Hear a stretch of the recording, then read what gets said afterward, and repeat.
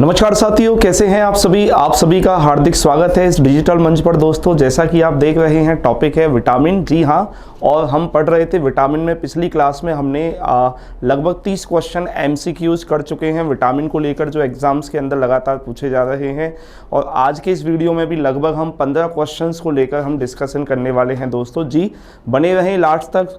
और यहाँ पर जो मैं आपको 15 क्वेश्चन में आपको बहुत ज़्यादा से ज़्यादा इन्फॉर्मेशन देने वाला हूँ दोस्तों। जी हाँ, इसमें आप कुछ अपने डाउट क्लियर कर पाएंगे, कुछ नई चीज़ें समझ पाएंगे आप। तो चलिए स्टार्ट करते हैं दोस्तों। आज का जो टॉपिक रहेगा, टॉपिक का नाम क्या है? विटामिन है। और जैसा कि आप देख रहे हैं, ये कौन सा वीडियो है दोस्तों? ये आज तीसरा वीडियो है। इससे पहले 2 वीडियो और आ चुके हैं। आप में से वो स्टूडेंट जो पहली बार जुड़े हैं, हालांकि आप अगर इस वीडियो को देख रहे हैं तो आप बिल्कुल समझ पाएंगे, हर पॉइंट को आप अच्छे से समझ पाएंगे। फिर भी अगर आप पहले वीडियो से शुरुआत करते हैं तो हो सकता है कि आपके अंदर जो भी डाउट हैं, जो भी क्वेश्चंस हैं, वो सारे उनका जवाब आपको टाइम टू टाइम मिल पाए। जी हाँ, तो चलिए स्टार्ट कर रहे हैं दोस्तों। सबसे पहला क्वेश्चन है आपकी स्क्रीन पर दोस्तों, देखिए। बहुत अच्छा क्वेश्चन है दोस्तों। एग्जाम में विटामिन ई को लेके काफ़ी बार एग्जाम में क्वेश्चन पूछे गए हैं। क्वेश्चन पूछा गया है कि विटामिन ई जो होता है, इसका मुख्य कार्य आपसे पूछा गया है, यानी कि इसका प्राइमरी फंक्शन क्या होता है। जी हाँ, तो देखिए, हड्डियों को मजबूत करने का काम करता है क्या ये? सोचिए आप, हड्डियों को मजबूत करने का जो काम करता है वो कौन सा विटामिन करता है दोस्तों? तो देखिए, विटामिन डी जो होता है वो बोन्स यानी हड्डियों से रिलेटेड होता है। जी हाँ, हड्डियों से क्या होता है? संबंधित होता है। और हड्डियों से संबंधित होता है क्योंकि विटामिन डी कैल्शियम के एब्जॉर्प्शन यानी कि अवशोषण को बढ़ा देता है। और हमारी हड्डियाँ किससे बनी हैं दोस्तों? कैल्शियम से। तो विटामिन डी कैल्शियम से संबंधित होता है, इसका मतलब हड्डियों से। इसका मतलब ये आंसर नहीं होगा। एंटीऑक्सीडेंट के रूप में काम करता है। जी हाँ, ये सही आंसर है। इसके अलावा और भी 2 ऑप्शन है। रक्त संचार बढ़ा देता है। जी नहीं। विटामिन डी का संश्लेषण करना, ये भी नहीं करता। तो इसका सही आंसर क्या होगा दोस्तों? एंटीऑक्सीडेंट की तरह काम करता है। ये किसकी तरह काम करता है दोस्तों? एंटीऑक्सीडेंट की तरह काम करता है। आपको याद रखना है, विटामिन ई एंटीऑक्सीडेंट, जिसे हम कहते हैं प्रतिऑक्सीकारक। क्या कहते हैं दोस्तों? इसे हम प्रतिऑक्सीकारक कहते हैं। ये एंटीऑक्सीडेंट की तरह काम करता है। जल्दी से सोचिए और जवाब दीजिए। एक विटामिन और है दोस्तों जो एंटीऑक्सीडेंट की तरह काम करता है, उसका नाम है विटामिन सी। जी हाँ, विटामिन सी भी एंटीऑक्सीडेंट की तरह काम करता है। अब आपके दिमाग में आएगा, सर एंटीऑक्सीडेंट क्या होते हैं? एंटीऑक्सीडेंट वो होते हैं दोस्तों जो हमारी बॉडी के अंदर फ्री रेडिकल्स को कम कर देते हैं। मुक्त मूलकों को क्या कर देते हैं? कम कर देते हैं। मुक्त मूलक कम होने से हमारे शरीर के अंदर जो टॉक्सिक एलिमेंट्स होते हैं, टॉक्सिक एलिमेंट्स का मतलब होता है जो विषैले तत्व होते हैं, उनकी संख्या को ये क्या करते हैं? घटा देते हैं, डिक्रीज कर देते हैं, जिससे इंसान हेल्दी रहेगा, स्वस्थ रहेगा। ठीक है, तो ये क्या है दोस्तों? ये है एंटीऑक्सीडेंट के रूप में क्या करता है? काम करता है। अगला क्वेश्चन देखें, ये भी विटामिन ई से संबंधित है। विटामिन ई से संबंधित क्वेश्चन है। क्वेश्चन आपसे पूछा गया है दोस्तों कि विटामिन ई जो होता है ये भोजन में प्रचुर मात्रा में पाया जाता है। ठीक है ना? तो ये कह रहा है, in which food is vitamin E found in abundance. तो इसका मतलब है कि कौन से भोजन के स्रोत में विटामिन ई मुख्य रूप से पाया जाता है। देखिए दोस्तों, यहाँ पर अगर बात करें चावल की, तो देखिए चावल में कोई विटामिन नहीं होता दोस्तों। आप सभी को पता होना चाहिए, चावल के अंदर सिर्फ और सिर्फ क्या होता है? स्टार्च होता है। क्या होता है दोस्तों? स्टार्च होता है। मछली जो होता है, मछली, देखिए दोस्तों, मछली के अंदर 2 विटामिन भरपूर मात्रा में पाए जाते हैं। ये ध्यान रखें, विटामिन डी है और विटामिन क्या है दोस्तों? ए है।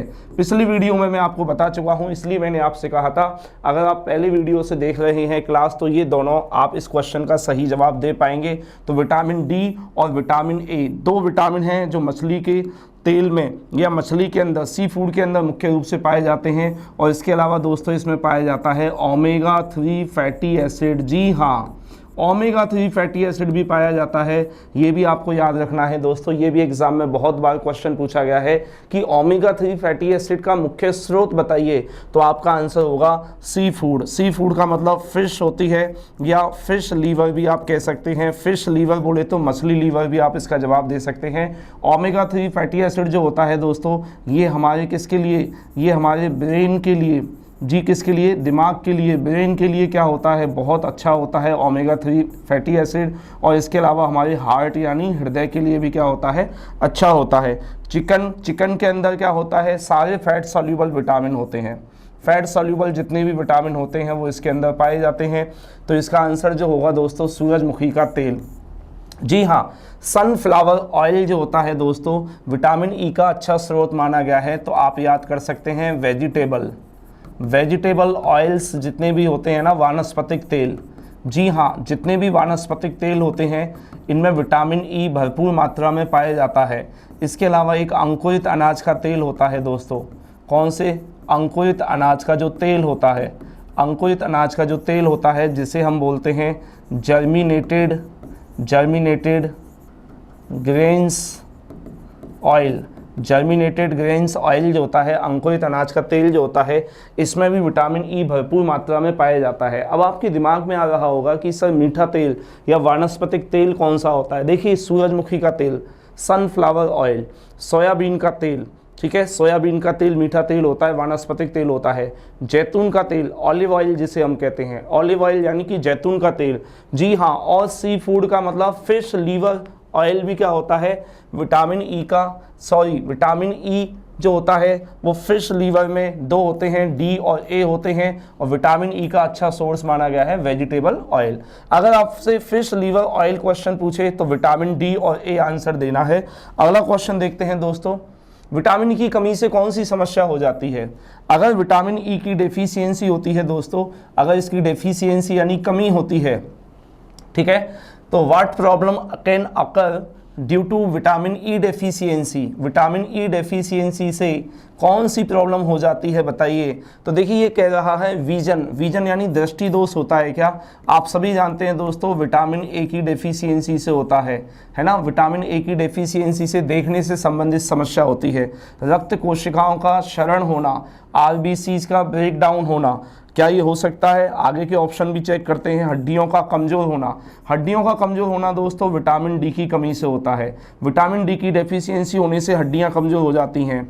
दृष्टि दोष जो होता है विटामिन ए की डेफिशिएंसी से होता है। बालों का झड़ना दोस्तों एक विटामिन की कमी नहीं है, पर्टिकुलर कोई एक विटामिन की कमी नहीं है बालों का झड़ना। अगर आपके शरीर में मिनरल्स की, विटामिन की, जितनी भी विटामिन है उनकी कमी हो रही है ना, तो इसका मतलब है बालों की समस्या भी हो सकती है। तो यहाँ पर जो सही आंसर होगा वो आरबीसीज का ब्रेक डाउन होना, आरबीसीज का क्षरण होना। देखिए दोस्तों, विटामिन ई जो होता है ये क्या करता है, अगर इसकी डेफिशिएंसी होती है, इसकी कमी होती है, तो आरबीसीज की जो फ्रेजिलिटी होती है ना दोस्तों, फ्रेजिलिटी को हिंदी में कहते हैं नाजुकता। इसकी जो नाजुकता होती है ना, फ्रेजिलिटी, वो क्या हो जाती है, इंक्रीज्ड हो जाती है, यानी कि वो बढ़ जाती है।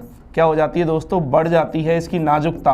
अब सोचिए, अगर नाजुकता बढ़ रही है तो ये बहुत ज़्यादा क्या हो सकती है, कमज़ोर हो सकती है। ऐसी स्थिति में नाजुक होने की वजह से ये टूटने लगती है। तो ये विटामिन ई की डेफिशिएंसी यानी कमी से होता है।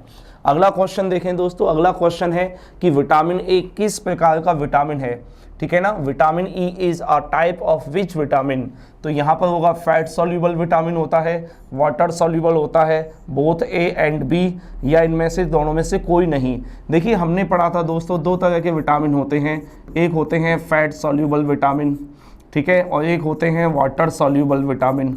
फैट सॉल्यूबल और वाटर सॉल्यूबल 2 तरह के विटामिन होते हैं दोस्तों। फैट सॉल्यूबल विटामिन कौन कौन से होते हैं तो आपको पता होना चाहिए, ए डी ई के ये सभी क्या हैं, फैट सॉल्यूबल विटामिन है।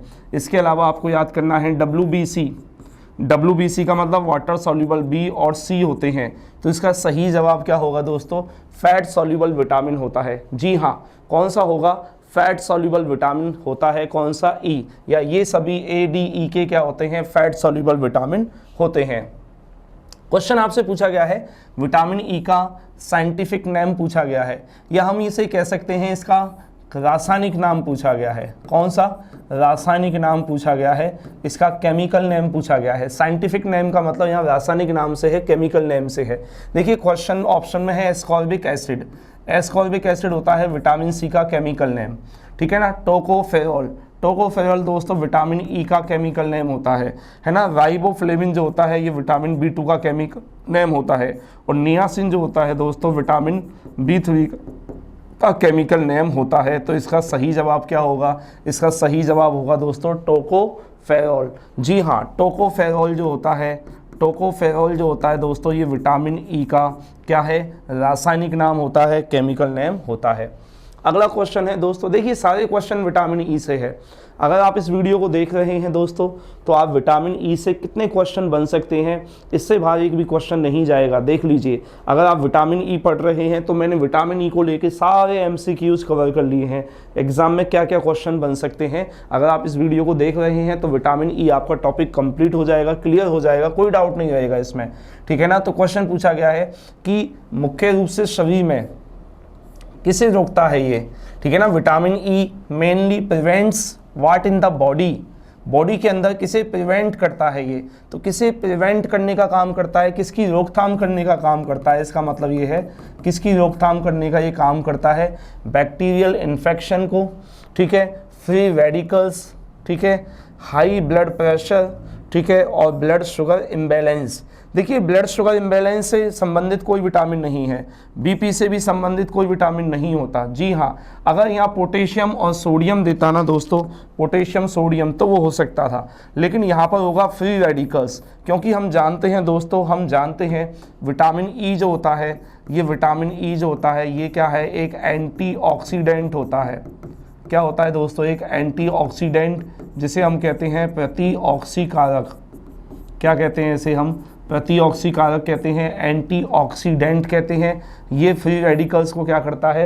नष्ट कर देता है, फ्री रेडिकल्स की संख्या को कम कर देता है।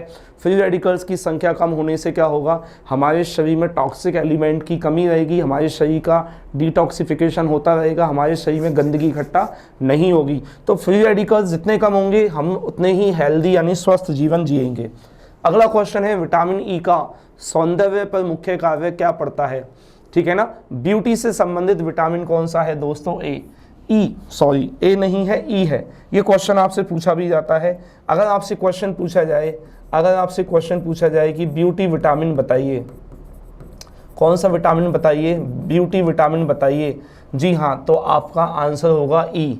जी हाँ, बालों को झड़ने से रोकता है ना। किससे प्रिवेंट करेगा? हेयर फॉल को, हेयर फॉल को प्रिवेंट करता है क्या? प्रोवाइड ऑक्सीजन टू स्किन, ठीक है। इसके अलावा protect skin from free radicals. जी हाँ, यही इसका सही आंसर है। मैं आपको बता चुका हूँ कि ये एंटीऑक्सीडेंट की तरह काम करता है, और एंटीऑक्सीडेंट वो होते हैं दोस्तों जो फ्री रेडिकल्स को क्या कर देते हैं? कम कर देते हैं या उनको नष्ट कर देते हैं। इसका मतलब ये स्किन को किससे बचा के रखेगा? ठीक है, हमारी स्किन को फ्री रेडिकल से बचा के रखेगा। विटामिन ई शरीर में किसको प्रोटेक्ट करता है, ठीक है ना। तो आपका आंसर होगा liver, kidney, red blood cells या हड्डियां। देखिए हड्डियों से जो संबंधित होता है वो कौन सा विटामिन होता है? डी होता है, हम पढ़ चुके हैं। हड्डियों से संबंधित होता है विटामिन डी। लीवर से संबंधित विटामिन, जितने भी फैट सॉल्यूबल विटामिन होते हैं उनका स्टोरेज कौन करता है? फैट सॉल्यूबल जितने भी विटामिन होते हैं दोस्तों वो कहाँ जाके इकट्ठा होते हैं, कहाँ उनका स्टोरेज होगा? तो आपका जवाब होगा फैट सॉल्यूबल विटामिन का स्टोरेज होता है लीवर के अंदर। किडनी के अंदर कोई विटामिन संबंधित है ही नहीं। यहाँ आपको याद रखना है दोस्तों, रेड ब्लड सेल्स होती हैं। जी हाँ, विटामिन ई की डेफिशिएंसी से, मैंने आपको बताया था, इसकी कमी से क्या होता है? आरबीसीज की जो फ्रेजिलिटी होती है दोस्तों, आरबीसी की जो फ्रेजिलिटी यानी कि जो नाजुकता होती है, इनकी जो नाजुकता होती है, फ्रेजिलिटी होती है, वो बढ़ जाती है। जब इनकी नाजुकता बढ़ेगी तो आरबीसीज क्या होंगी? नष्ट होने लगेंगी। आरबीसीज को क्या होगा? नुकसान होगा। जी हाँ, ये आप ध्यान रखें। अगला क्वेश्चन देखें, विटामिन के का मेन फंक्शन आपसे पूछा गया है, ठीक है ना। मेन फंक्शन ऑफ विटामिन के, विटामिन के का मेन फंक्शन बताइए। हड्डियों को मजबूत करना, ये आप जान चुके हैं। विटामिन डी हड्डियों को मजबूत रखता है, क्यों? क्योंकि कैल्शियम के एब्जॉर्प्शन यानी कि अवशोषण को बढ़ाता है, इसलिए। रक्त का थक्का बनने में मदद करता है, हेल्प करता है, किसमें? ब्लड क्लॉटिंग में हेल्प करता है।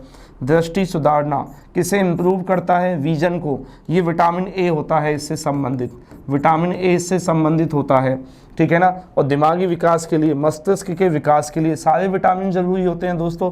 तो यहाँ पर क्या हो जाएगा, विटामिन के। विटामिन के जो होता है दोस्तों, ये ब्लड का क्लॉट बनाने में हेल्प करता है।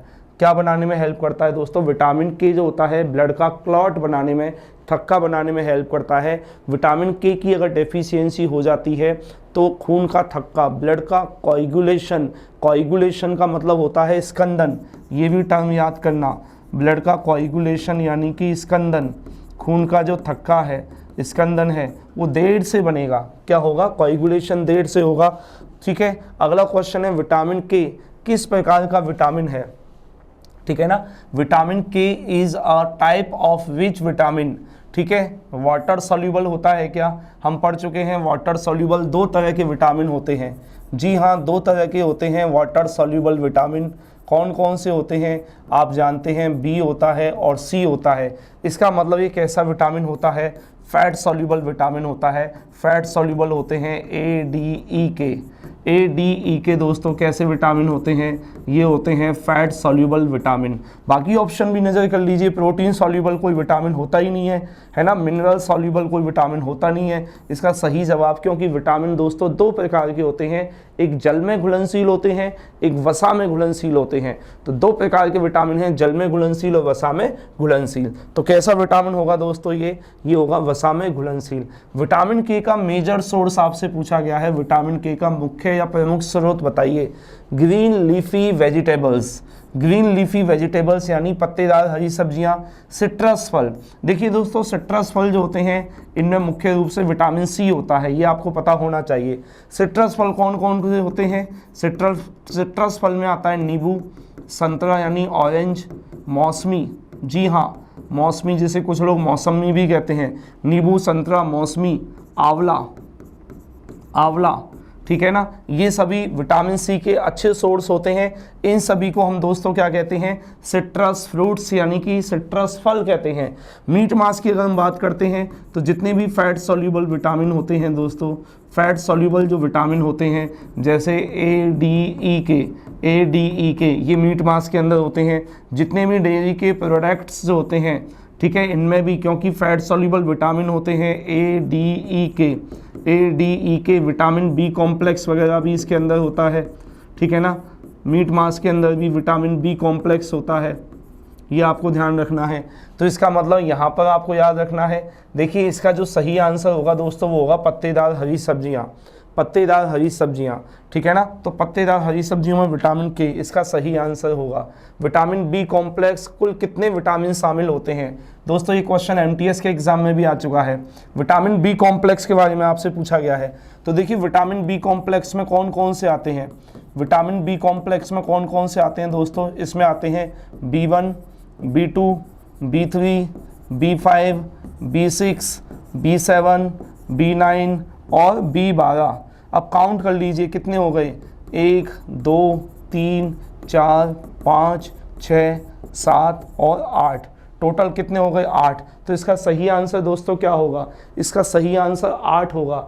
यानी विटामिन बी कॉम्प्लेक्स में कुल कितने विटामिन शामिल हैं, तो ये विटामिन बी कॉम्प्लेक्स का मतलब B1 से लेकर B12 तक का जो ग्रुप है, B1 से B12 तक का जो ग्रुप है दोस्तों, इनकी संख्या कितनी है, कितनी संख्या है कुल इनकी, 8 संख्या है। तो इसका सही जवाब हो जाएगा दोस्तों 8, ठीक है। अगला क्वेश्चन देखें, विटामिन B12 की मुख्य भूमिका पूछी गई है, ठीक है ना, यानी कि इसका मेन रोल क्या है, विटामिन B12 का मेन रोल क्या है, ठीक है। इसे आप ऐसे लिख सकते हैं, ठीक है। विटामिन B12 का मेन रोल क्या है दोस्तों, आपको ये ध्यान रखना है, यानी ऊर्जा का उत्पादन करना, एनर्जी का प्रोडक्शन करना, रेड ब्लड सेल्स फॉर्मेशन करना, ठीक है, रेड ब्लड सेल्स फॉर्मेशन करना, कोलेजन सिंथेसिस करना, ठीक है, बॉन्ड स्ट्रेंथ को बढ़ाना, ये विटामिन डी करता है, ये विटामिन डी करता है। ये जो होता है दोस्तों, ये विटामिन कौन करेगा, ये विटामिन सी करेगा, ये विटामिन सी करेगा, ठीक है। आरबीसी का निर्माण करना, जी हाँ, याद रखना विटामिन B12 जो होता है ना दोस्तों, विटामिन B12 जो होता है इसके दो काम हैं, एक तो आरबीसी को बनाना, आरबीसी का सिंथेसिस करना, ये ध्यान रखना। सिंथेसिस का मतलब होता है, यहाँ आपको याद रखना है, मैच्योरेशन करना। खास बात है मैच्योरेशन करना। मैच्योरेशन को हम कहते हैं परिपक्वन। आरबीसी का परिपक्वन करता है। और क्या करता है, हमारा जो नर्वस सिस्टम होता है ना दोस्तों, हमारा जो नर्वस सिस्टम होता है उसको क्या करता है, ये बेहतर बनाता है, उसको इम्प्रूव करता है। जी हाँ, इसका मतलब अगर हमारे शरीर में विटामिन B12 की कमी हो जाए तो हमारे शरीर में विटामिन B12 की कमी होने से पर्नीशियस एनीमिया हो जाता है दोस्तों। कौन सा एनीमिया हो जाता है, पर्नीशियस एनीमिया। एनीमिया का मतलब होता है खून की कमी। जी हाँ, खून की कमी हो जाएगी, खून की कमी को हम कहते हैं एनीमिया। लेकिन एनीमिया कौन सा है, पर्नीशियस एनीमिया। और अगर B12 की कमी ज़्यादा है तो न्यूरोलॉजिकल प्रॉब्लम हो जाती है दोस्तों। क्या हो जाती है दोस्तों, न्यूरोलॉजिकल समस्या हो जाती है। न्यूरोलॉजिकल क्या हो जाती है दोस्तों, न्यूरोलॉजिकल प्रॉब्लम हो जाती है इसकी कमी से। न्यूरोलॉजिकल क्या हो जाती है दोस्तों, प्रॉब्लम हो जाती है, जैसे कि याददाश्त कमज़ोर होना, मेमोरी लॉस होना, ठीक है ना। इसके अलावा कंसंट्रेशन पावर वीक होना, ठीक है, इस तरह की समस्याएं होने लगती हैं B12 की कमी से। तो यहाँ सही आंसर होगा बी। अगला क्वेश्चन देखिए, विटामिन B6। जी हाँ, विटामिन B6 के बारे में पूछा गया है, इसकी कमी से क्या होता है। जी हाँ, विटामिन B6 की कमी से क्या होता है, देखिए नाइट ब्लाइंडनेस जो होता है ना दोस्तों, ये विटामिन ए की डेफिशिएंसी से होता है। इस तरीके से भी आप आंसर दे सकते हैं। 4 ऑप्शन है, 4 ऑप्शन के बारे में अगर आप सोच लेंगे सही आंसर आएगा। बॉन की बात हो रही है तो बॉन का मतलब किससे संबंधित होता है, विटामिन डी से। स्किन की बात हो रही है दोस्तों, स्किन से संबंधित जो विटामिन होती है वो कौन सी है, ए भी होती है, बी भी होती है, ठीक है ना। और नर्व डिसऑर्डर होना, जी ये सही आंसर है। अभी मैंने थोड़ी देर पहले आपको बताया कि विटामिन जो बी कॉम्प्लेक्स होता है ना दोस्तों, विटामिन बी कॉम्प्लेक्स जो होता है ये ब्लड से संबंधित होता है। इसके अलावा ये न्यूरोलॉजिकल प्रॉब्लम, नर्वस सिस्टम से संबंधित जो भी डिसऑर्डर होते हैं, तो इसका सही आंसर हो जाएगा दोस्तों नर्व डिसऑर्डर होना, तंत्र का विकार होना। अगला क्वेश्चन क्या है दोस्तों, विटामिन डी की अधिकता से क्या समस्या हो सकती है। यहाँ क्वेश्चन जो पूछा गया है वो विटामिन डी की अधिकता पूछा गया है, कमी नहीं है। अब अधिक मात्रा में लेने से क्या हो जाएगा दोस्तों, अधिक मात्रा में लेने से क्या होगा, हड्डियां कमज़ोर होंगी क्या, नहीं। हड्डियां कमज़ोर होती हैं विटामिन डी की कमी से, विटामिन डी की डेफिशिएंसी से। यहाँ क्वेश्चन में पूछा गया है अधिकता। कहीं जल्दबाजी में आप हड्डियां कमज़ोर करके आएँ तो गलत हो सकता है, क्योंकि ज़्यादातर बच्चे यही सोचते हैं, क्योंकि उनको कमी दिखता है, कमी पड़ रहे होते हैं, इसलिए दिमाग में यही आता है, ठीक है ना। पाचन में समस्या होना, पुअर डाइजेशन होना, ठीक है ना, हेयर फॉल होना। जी क्या बोला गया है, हेयर फॉल बोला गया है। अत्यधिक कैल्शियम स्तर होना, ये सही आंसर होगा। मैंने आपको बताया था दोस्तों, कैल्शियम का जो अवशोषण होता है, कैल्शियम का अवशोषण, एब्जॉर्प्शन ऑफ कैल्शियम जिसे हम कहते हैं, एब्जॉर्प्शन ऑफ कैल्शियम को इंक्रीज कौन करता है, विटामिन डी। अगर आप विटामिन डी ज़्यादा ले रहे हैं तो कैल्शियम का अवशोषण भी क्या होगा दोस्तों, बढ़ जाएगा। कैल्शियम का अवशोषण बढ़ेगा तो इसका मतलब हाइपर कैलेमिया कहलाएगा। हाइपर कैलेमिया का मतलब अत्यधिक कैल्शियम का स्तर होना, ठीक है। इसका मतलब आपको किडनी स्टोन भी हो सकती है दोस्तों। जी हाँ, क्या हो सकती है, किडनी स्टोन हो सकती है। जी हाँ, यानी गुर्दे में क्या हो सकती है दोस्तों, पथरी, गुर्दे की पथरी हो सकती है। जी हाँ, हाइपर कैलेमिया का मतलब है कैल्शियम का स्तर बढ़ चुका है और ये कैल्शियम के पार्टिकल्स जो होंगे ये हमारी किडनी में जाके स्टोर होने लगेंगे, किडनी में इकट्ठा होने लगेंगे, जिससे किडनी स्टोन हो सकता है। किडनी स्टोन क्या होता है दोस्तों, कैल्शियम ऑक्जेलेट। क्या है ये, कैल्शियम ऑक्जेलेट। कैल्शियम ऑक्जेलेट के क्या होते हैं दोस्तों, क्रिस्टल होते हैं। कैल्शियम ऑक्जेलेट के जो क्रिस्टल होते हैं उसी को हम दोस्तों क्या कहते हैं, किडनी स्टोन कहते हैं। क्या कहते हैं, किडनी स्टोन कहते हैं। तो आज का ये वीडियो दोस्तों कैसा लगा ज़रूर बताएं, कमेंट बॉक्स में जाके कमेंट करें, लाइक करें, शेयर करें। आज के लिए सभी को बहुत बहुत धन्यवाद। नमस्कार।